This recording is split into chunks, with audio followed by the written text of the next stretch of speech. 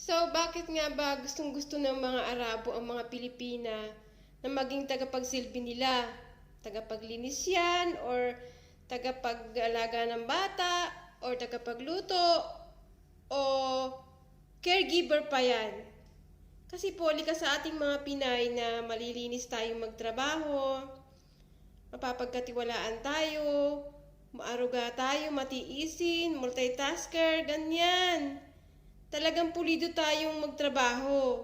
Kaya mas gusto nila tayo kaysa sa ibang lahi.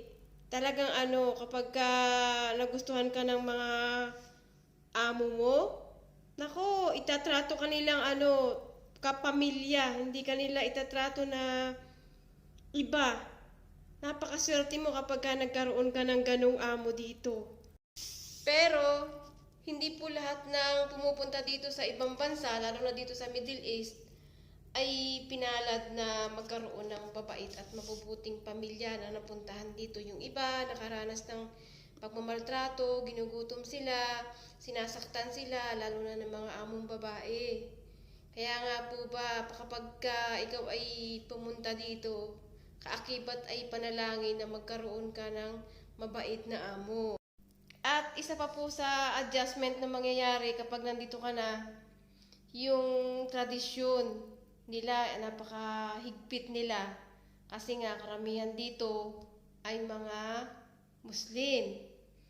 Naranasan ko magsuot ng abaya, na hindi ako lumalabas, na ako lang mag-isa, doon sa Saudi yun. Tapos, ang isa pa, yung pong mga pagkain nila, mahilig sila sa maanghang, at mahilig sila sa mga salata, yung mga dahon-dahon. Yung iba dyan sa atin, damo lang yon, pero dito kinakain nila. Diba? Nakakaloka nga po eh. Pero nasanay na rin po akong kumain ng mga ganun. Paborito ko na sila ngayon. Pati yung yogurt, gusto ko na sila dati. Yung mga tamar, paborito ko na rin sila ngayong kainin. At kapag napamahal po tayo sa isang pamilya na pinagsilbihan natin dito, maiiyak din po tayo kapag tayo ay aalis na. Totoo po yan, mapapamahal na sila sa atin, pati tayo sa kanila.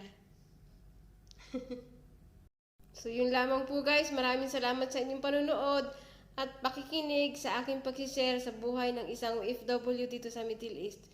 Huwag po kayong magsasawa at araw-araw akong dumadaan sa mga newsfeed ninyo. Thank you po. God bless.